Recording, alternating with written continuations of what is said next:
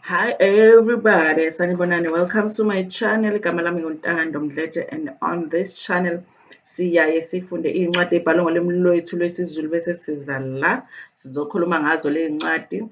Sixoxele laba phela abasuke bengenaso isikhathi sokufunda iy'ncwadi nalaba abasuke benqena nje ukufunda. Siyaphinda futhi sibuka ama-reality shows ethu ala eMzansi bese siza la sizokhuluma ngawo lama shows, senze ama-reviews or ama-recaps bese siyaphinda futhi sikhuluma nga-any other issues asuke evukile uma ngabe lama shows sesiwabukile kwi-TV. Uma ngabe uyaqala ukusijoyina namhlanje and you really like our content, ungakhohlwa ukuthi upress u-subscribe button la ngezansi, uphinde futhi upresse i-notification bell eduze kuka-subscribe ukuze phela uthole umyalezo uma ngabe umsebenzi omusha sesiwufakile. Uma ngabe ufuna ukuba imember yale channel, ungakhohlwa ukuthi upresse u-join button la ngezansi ukuze phela ulandele ama-instructions ukuthi uba kanjani imember yale channel. Namhlanje na-ke senza u-episode 2 wencwadi yethu ebizwa ngokuthi Liyoze Line Nangakithi, ibhalwe uNdaba yakhe W. Zulu. Kwi-episode 1-ke siyakhumbula ukuthi it was mostly focused on ukuzalwa kwakhe phela umufi, ne-history nje yomndeni wakhe umufi sorry guys, nangendaba yokufika kwamabhunu lokhuzani endaweni yabo nokuthi basuswa kanjani kuyona kuze kufike sekuthenini-ke azalwe umbhali wayo le ndaba, uNdaba yakhe Zulu. Ku-episode 2-ke wethu, which is chapter 2 in the book, uyasitshela ukuthi laphaya ngo-1963 inxiwa lalaphayana kadidwa phela leli ababekade besuswe kulona bayobekwa kulona elalingelihle lingenamanzi, bengena-choice ukuthi bahlale kulona, lalingelihle hle. Kodwa-ke base bezamile phela ukuthi balinakekele, sekumila ngisho ilokhuzana imbuya siyazi ukuthi imfino la edliwayo, so which means ukuthi base beqalile ukuthi kubonakale ukuthi la kuhlala abantu bazakhele phela impilo ngoba amabhunu ayebasusile from their original place, amanxiwa abo laphayana. So at that time, around 1950, kwa-introduce-wa i-Group Areas Act, which was umthetho wofuduko. Umthetho wofuduko was umthetho owayenziwa amabhunu ukuthi abantu bangahlali ezindaweni ezithile ezibekelwe ukuthi zihlale abamhlophe. And lezo iy'ndawo ezayibekelwe ukuthi zihlale abantu abamhlophe, it was places, the best places, the best land, angisho kanjalo, iy'ndawo ebezinamadlelo a-right, la imfuyo khona beyiba namadlelo a-right, imifula yangakhona i-right ukuthi imfuyo yabo abelungu idle khona. So they will take the best of the land and then move abantu abamnyama to iy'ndawo that they didn't think were the best for them, abantu abamhlophe. So kuyashiwo ukuthi ngo-1950 kwa-introduce-wa lowo mthetho lo. Obviously lowo mthetho lo wawuzo-affect-a umndeni wabo la kaZulu. So and uyasho la umbhali ukuthi one of the things ebezenzeka ukuthi lezo y'ndawo lezo beziba kude namadolobha futhi zibe kude ney'ndawo abantu abasebenzela kona. Awusaphathi iy'kole-ke, bekuyinto nje engekho kwakuba khona. So uthi le ndawo babemuvele kuyona kwakuyisemondlo, entabeni, phansi kwentaba yasemondlo. And ngaleso sikhathi behanjiswa beya lapho, besuswa la emanxebeni akadidwa beyiswa lapho, akuzange kuze kube ne-warning. Remember, this is like what, maybe wesi-5 bemuva now, bemuva amabhunu. Every time they start building their life, amabhunu ayabamuva. So ngalesikhathi lesi mase bemuva futhi there's no warning. So uma bemuva bashiya amasimu, umbhalo ukhuluma ngokuthi bashiya amasimu, embila, amathanga, and bamuvela kwenye indawo bahanjiswa kwenye indawo. And mabefika lapho, even sebecela ukubuyela emasimini abo bayovuna phela ukudla kwabo lokho abakushiyile. Remember ukuthi back then bekuphilwa ngamasimu, kuphilwa ngemfuyo, bebengavunyelwe. Imfuyo yabo enye they had ukuthi bayishiye lapho la bebehlala khona, iy'nkomo zabo, iy'mbuzi, uma ngabe inkukhu, uma ngabe ngini, ezinye bebey'dayisela lokhuzana amabhunu. Uma ngabe ibhunu lifuna ukukunika usheleni, uma ngabe lifuna ukukunika uzuka, uma ngabe lifuna ukukunika u-1 cent for leyo lokhuzana, for leyo nkomo yakho, bebenza kanjalo because beku-desperate vele. Kungcono uthathe uzuka kunokuthi vele imfuyo yakho uzoyishiya vele lapho ngoba awukwazi ukuhamba nayo. So kuthiwa-ke bathathwe bayobekwa kule ndawo babekwa kuzona. Uma sebefika lapho, obviously bebebekwe ey'ndaweni ezingenawo umhlabathi ovundile enough ukuthi basheshe bakwazi ukuthi batshale, yabo. Bekuwumhlabathi ukuthi kufanele baqale phansi phela bawusebenze lo mhlaba ukuze bakwazi ukuthi bawenze ube ngendlela yokuthi sebeyakwazi ukuthi batshale baphile nabo. So because of that, bebengenawo ukudla okunomsoco abakudlayo, and as a result iy'ngane zaqala zagula, kwafika isifo sotwayi, and uthi that's where indaba yokuthi kwande amathuna for abantu abamnyama iqale kanjalo-ke, because phela obvious abantu bayagula, abadli kahle, akunasibhedlela lutho, so abantu baqala nje bashona. And-ke isifo sotwayi sangena la elokhuzeni ey'nganeni. So bekuyimpilo e-challenge-a ngempela. So because impilo beyi-challenge-a ngaleyo ndlela leyo, ugogo wakhe uManxumalo wa-decide ukuthi kuney'hlobo zakhe zona ngenkathi befudukiswa beyiswa laphaya ezayisasele laphaya emapulazini, kushuthi for some reason bona babesalile. So wenza i-decision ugogo wakhe uNdaba ukuthi ahambe yena ambuyisele laphayana emapulazini ayothola impilo ethe ukuba ngconywana kunokuthi ahlale la ngoba iy'ngane bey'bulawa utwayi la. So wasethi ngcono ukuthi bamthathe-ke bamyise laphayana emapulazini. So wayezohamba-ke ayohlala nomalume wakhe othile owayehlobene nogogo uManxumalo, aluse khona, aluse asize nokusenga ilokhuzana iy'nkomo. Remember back then ukuthi ingane bengachazelwa kahle ukuthi okay usuzohamba uyohlala nobani manje, and then sizokulanda ngosuku kuzoba for this long and sizokulanda ngosuku oluthile. That didn't happen, but-ke obviously they were just trying to give him a better life than impilo eyayilaphayana, ngoba impilo yayingakabi right kahle ukuthi bahlale kahle as umndeni. So wathathwa-ke kahle wahanjiswa lapho-ke kumalume wakhe. Umalume lo abehlala naye bathi bekuwumalume uMzizi kanye nomakoti wakhe uMadubazane. uMadubazane ubengayitholi iy'ngane, so bobabili bebengenazo iy'ngane. So bathi wahamba nenye intombazane naye yayiyisihlobo sakhe ababethi uMamoyi, uMamozi noMamoyi. Mamozi ngathi inhlamba kodwa ngizothi uMamoyi mina. Bamthatha bayohlala lapho. Kushuthi nje base bebalekisa iy'ngane at this point ukuthi okay impilo is not good lana and kuyafiwa futhi kuyagulwa, ababalekisa iy'ngane bahambe bayohlala beyosiza lawo Madubazana kanye nomalume uMzizi. So wafika-ke wahlala khona. That's where he realized ukuthi kahle kahle impilo ayizele lana impilo yokuzolusa. Not ukuthi wayengafuni ukulusa, but remember ukuthi wayeyisaba iy'nkomo because of the traumatic experience adlule kuyona. Remember ngingasejahwa inkomo as a kid laphana ethi uyodlala nenkomo leya enhle, kanti inkomo izomjaha laphana azawe alimale, uma wakhe elwa nenkomo emlekelela kuyona. So from that he had a traumatic experience, so he had PTSD when it comes to iy'nkomo. But uma efika laphayana eplazini uyarealize ukuthi kahle kahle umsebenzi wakhe la ukuzonakekela iy'nkomo. Hhayi athi esaqala vele ukulusa kwakunzima ngempela. Remember ukuthi iy'nkomo kufanele kube uwena oy'lawulayo, kube nzima ukuthi ay'lawule iy'nkomo. Mhlawumbe mase kuyosengwa laphayana umalume uMzizi uzothi uthi uyasenga because yena fanele ngenkathi esenga iy'nkomo yena uNdaba faneke kube ukuthi uyayi-control-a lezi ezinye. So uthi kodwa into eyamenza ukuthi isheshe iphele ifiye yey'nkomo was that ngenkathi esenga umalume uMzizi, uma ngabe eke waphazanyiswa inkomo wayevele ashaye yena ngeswebhu emshayela ukuthi akakhontrole iy'nkomo lezi ezinye phela ukuze akwazi ukuthi asenge la. Uthi loko nje kwamenza ukuthi asheshe ajwayele iy'nkomo, you know.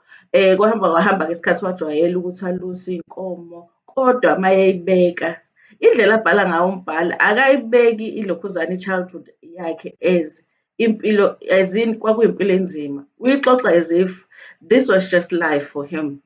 Remember ukuthi he doesn't know anything better because even ukushawa ngeswebhu eshawa umalume wakhe akakubeki as if mhlawumbe umalume wakhe wamhlukumeza ngomshaya, cha wayesho nje ukuthi cha umalume nje kwakuthi uma edesebhe ilokhuzana ephazanyiswa ileyo nkonyane mhlawumbe egxumile ngaleso sikhathi bese vele eshaya ngeswebhu. ukubeka as in it was part of impilo at that time. So uthi-ke uma iqhubeka impilo yaba nzima ngempela impilo. Mina ngokufunda kwami, I understand ukuthi impilo yayinzima ngempela but akayibhali yena njengento enzima. Uthi iyaqhubeka-ke kwajwayela indaba yokuthi alusa iy'nkomo. Remember iy'nkomo kuba nosuku okuvukwa ekuseni kusa, kuhanjwe iy'nkomo ziyodiphwa. And then maziyodiphwa uthola ukuthi kunongqoqwane kuyabanda, asho ukuthi yena wayengenazo nelokhuzana ney'cathulo, enalelo hembe nje elilodwa nebhulukwe. Akuhanjwe-ke kuyodiphwa ilokhuzana iy'nkomo, kodwa akathi ajwayela. Uthi la futhi emini uma ngabe sebehleli sebelusa lana, uthi kuyaliwa-ke lana, phela kuliwa nabafana. Uthi okokuqala futhi wayengekho good ekulweni and wayengeyena umuntu osheshe adinwe. So ukubhulishwa nje abanye abafana kwakuyinto ekhona, ukuhlushwa nje abanye abafana la kwakuyinto ekhona, kodwa nje futhi wayey'thola ekuma-fights, even though wayengeyena umuntu othanda unkulunkulu, kodwa wayey'thola ekuma-fights. Uthi ngelinye ilanga uzolekelelwa u-cousin wakhe la uMamuzi, lo abafika naye phela la ka-uncle Mzizi, kamalume Mzizi. So kwaba impilo nje yakhe leyo ukuthi uyajwayela ukuthi iyona mpilo yakhe leyo. Kodwa uma ngabe umbhali ebeka lana when it comes to impilo ababeyiphila laphaya kamalume wakhe, it was like a family, it was a warm family because uma ekhuluma ngama-afternoons abo, evenings abo sebehleli mhlawumbe sebelinde ukudla, ulokhuzana u-anti wabo labo omalumekazi wabo laphayana okaMadubazane wayehlala baxoxela iy'nganekwane zochakijana, iy'nganekwane zamazimzimu, bahlale badlale ndawonye umlabalaba. Wayesejwayele nje la ukuthatha umalume uMzizi kanye nomalumekazi okaMadubazane as abazali bakhe. So uthi kwakuba mnandi nje, kwakuyikhaya eli-warm. Kuwukuthi phela back then ngalesa sikhathi lesa impilo yayiza nalawo ma-challenges ayo vele. So saqhubeka-ke isikhathi ehlala nabo. Uthi kwaze kwafika isikhathi la kungathi ku-introduce-wa khona futhi indaba yesonto like ubusayoni. Uthi one day kwafika nje umthandazi, babizwa izingane, bahlala phansi kwesihlahla, wakwaSonto wabasontisa-ke lo mthandazi, eqala nokuzwa umuntu ekhuluma about uNkulunkulu, ethandaza, esuka nayisithunywa, bonke bemangele nje ukuthi kwenzekani. Uthe eventually kwaba khona nendaba yokuthi sekwakhiwe isonto laphayana ngodaka namatshe, so kwaqala indaba yelokhuzana ye-religion. Ngaleso sikhathi leso futhi uthi kwaphendulwa leyo building eyakhiwe as isonto, yaphendulwa yaba isikole. So kuthiwa-ke kwafika uthisha-ke laphayana owayezobafundisa, konje bathiwa umemba, ngizokhumbula, umem Shabalala. Wayezobafundisa umem Shabalala. Bathi umem Shabalala wayefundisa from first year to standard 2. I'm sure ngaleso sikhathi kwakusashoda nendaba yothisha. So wayefundisa from first year to standard 2. At the same time futhi wayebuye abe u-principal wesikole. Remember futhi kufundwa in one building le yelokhuzana yesonto. Uthi-ke isikole wasiqala kanjalo. Initially it was fun esikoleni ngoba ilona isonto lalingekho kude kakhulu nakamalume uMzizi. So babelokhuza kuluswa iy'nkomo ekuseni ntambama, kuluswa iy'nkomo ekuseni kakhulu, uqede lapho bahamba esikoleni babuye ekuseni sebelusa iy'nkomo futhi bay'thathe baye nazo ekhaya. So uma ubuya esikoleni instead ukuthi uye ekhaya uyolanda iy'nkomo, uhambe ulanda iy'nkomo and then uhambe nazo ekhaya. So that was a life. Izinto ziba more difficult uma ngabe sebemuva ilokhuzana umndeni wakaMzizi la elokhuzeni la bebehlala khona, indawo ebiseduze nesonto, isonto beliyisikole. Akushiwo-ke kodwa ukuthi this time bamuviswa yini, whether bamuviswa ukuthi ulokhuzana amabhunu noma bayayimuvela nje baya kwenye indawo. Remember phela ukuthi this is the only school that exists vele. So if umuvela kudenyana nesikole, that means ingane still has to walk to school. Impilo yayisafana, sebehlala in a new area, kusafanele aluse iy'nkomo and all of that, kusengwe and all of that. But now indlela esikoleni siyinde, zikhona iy'ngane yona ehamba nazo but seyinde. Ukhuluma ngokuwela imfula ewu-2 before akwazi ukuthi aze afike esikoleni, ukhuluma nangongqoqwane. So uthi-ke uma wakhe obviously ubengamboni njalo, but uyasho ukuthi ukhona unyaka la uma wakhe afika khona emvakashele, and how strange that was ukuthi abone uma wakhe because yena it was like akazi noma kusafanele am-treat-e lo mama as uma wakhe or what, ngoba wayesethatha umalumekazi kaMadubazane kanye nomzizi as ama-parents akhe. So makufika uma wakhe this one time, it was strange for him, but uyasho uma wakhe wamjabulela emphathele naney'cathulo, his first pair of shoes ayegqoka. Ukhuluma ngokuthi how funny it was when he first wore the shoes ethi uyahamba ngazo, bemhleka ngoba engakwazi ukuhamba ngey'cathulo. Uthi-ke kwakumnandi-ke kona ukuthi wayemphathele icathulo, I think mhlampe ney'mpahlanyana ey'ncane, then waphindela emuva uma wakhe. Mayekhuluma ngokufika kwama wakhe, it sounds like it had been a few years because uthi ngalo nyaka iwona nyaka engathola ukuthi ngibone ngayo uma wami, which made me feel like it had been a few years ukuthi abone uma wakhe, nami enga-understand ukuthi uma wakhe wangamvakasheli ngani. But kobunzima bempilo back then, mhlampe it justified ukuthi why uma wakhe wayengeza ukuzombona all the time. And uthi-ke futhi lezo y'cathulo kwakumnandi kona eseney'cathulo ngoba at least-ke emakhazeni and what not, but akayijwayele phela indaba yey'cathulo. Uthi one day iy'nkomo zimhlupha laphayana, zibaleka, wagxambuka nazo iy'cathulo emanzini, zasheshe zaguga iy'cathulo ngoba wavele wangena ngazo emanzini ejahe iy'nkomo. And uthi the next pair yey'cathulo I think waze wayithola esefunda u-second year or something. And yeah, so ey'thengelwa, angisazi noma ey'thengelwa ugogo wakhe noma ey'thengelwa umalume wakhe yini, kodwa iy'cathulo back then was a big thing. It's like that was the first pair of shoes, and then after a few years waphinde wathola ezinye iy'cathulo. Wathola ezinye iy'cathulo. Yo, life was hard. And then uthi-ke after sekuhambe ilokhuzana, isikhathi waphasa u-standard 1. Remember back then the way that imfundo was structured, bewenza u-first year, wenza u-second year, which is grade 1 and 2, and then u-standard 1 was actually grade 3.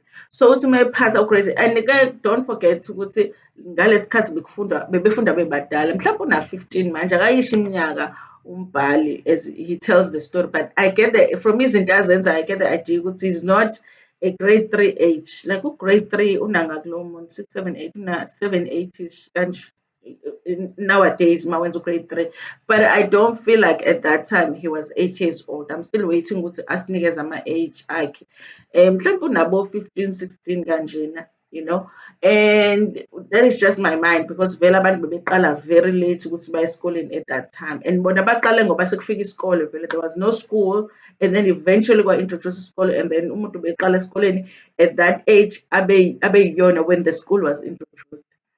So then okay, and then waphasa u-standard 1, waphasa u-standard 1.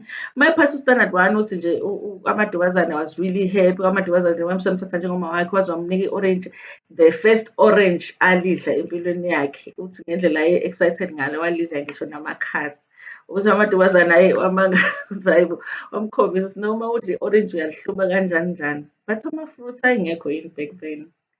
But anyway, and then-ke uthi-ke uzathi mayeqeda ukuphasa nje u-standard 1, kwaba ne-visit kagogo wakhe, kwafika ezovakasha lana kaMadubazane ezobabona, and that was a visit la realize khona ukuthi ugogo wakhe njengoba evakashile nje actually uzomlanda, ngoba wafike washo ukuthi no, sezomlanda ukuthi ahambe manje bayohlala naye le elokhuzana ekhaya. Remember imapukami semondlo ukuthi babuyele emondlo ayohlala elokhuzana ekhaya.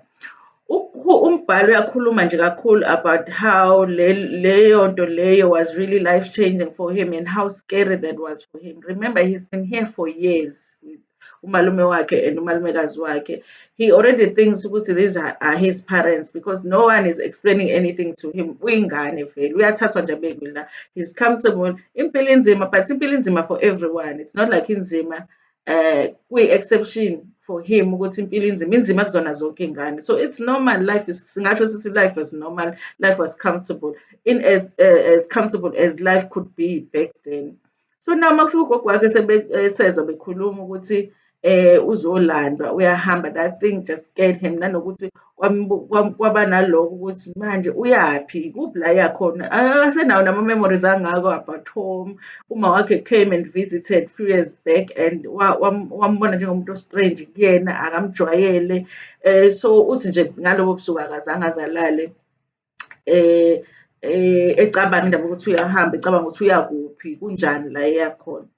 uthi and then-ke kwafika isikhathi sokuthi bavalelise-ke bahambe. Wathi into eyaba buhlungu ngaleso sikhathi ukuthi aka-realize-anga ukuthi that was the last time he was going to see umalumekazi kaMadubazane alive, which means the next time she had passed. And earlier on in this chapter uyakhuluma ukuthi umalume wakhe uMzizi had been umuntu othanda ukucula, oshaya isiginci, ethanda ukucula, but after elandiwe akaphindanga wambona umalume wakhe elokhuzana ecula again, meaning ukuthi the next time embona umalumekazi kaMadubazane wayeseshonile, plus futhi umalume had changed. He was not his joyful self ayemazi eyibona. Kodwa-ke i-chapter yethu iphela kanjalo-ke namhlanje. Guys, I was very nervous reading this book because obviously I always feel like iy'ncwadi ebhalwe about impilo yomuntu ziye zibe nakho ukulokhuzana, ukubhora, but I feel like le ncwadi, because it has umbhali ukhula at the time that has so much of our Black history. I think it's interesting, you guys. I think we have things to learn about it, and I think honestly siyafunda ukuthi as abantu abamnyama, as amaZulu, siphuma kuphi, but also at the same time to look at where we are and maybe be a little bit grateful ukuthi sila sikhona namhlanje, and also be aware of certain things that abantu bebala abazenzayo kuthina even nowadays, as indicator ukuthi i-treatment yabo ngathi ivela kuphi. That's the reason I really like this book. But this the reason ngazange usixoxa le story izolo was because it was, after I read this chapter, it was really difficult. It's a heavy book to read, you guys. It's a heavy book to read, especially because now thina masifunda about izinto ey'kanjena, we are at a different time, and abelungu sisebenza nabo, siphila nabo, and sometimes when you read something this heavy, it's hard ukuthi futhi siphinde after reading this and then you interact, because it does bring part of anger. I do understand ama-viewers athe bona ngeke bakwazi ukuthi basilandele le story because they just feel like it's too heavy. I totally understand it, but I do feel like there's a lot of lessons from this book, so I will continue doing the book even if there's only 20 people watching the videos. I think it's really worth it. Thank you so much for watching this video. Please like it before niphume kuyona, and share it with your friends, with your family, and even with strangers. Nginithanda kakhulu.